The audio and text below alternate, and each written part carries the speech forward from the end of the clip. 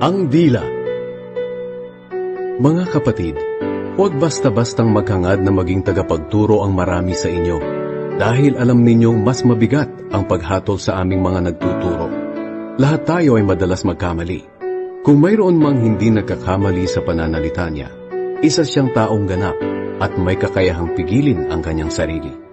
Nirerendahan natin ang mga kabayo para sumunod saan man natin gustong papuntahin. Isipin niyo rin ang mga barko na kahit napakalaki at itinutulak ng malakas na hangin, ay napapabaling na maliit na timon at napapapunta ng kapitan saan man niya gustuhin.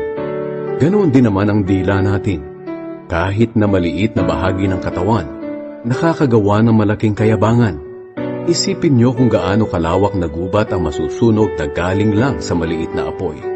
Ang dila ay tulad ng apoy. Napakaraming kasamaan ang nagmumula sa ating dila, at ito ay nagpaparumi sa buong pagkatao natin. Katulad ito ng apoy na nanggagaling sa impyerno at sumisira sa buong buhay natin.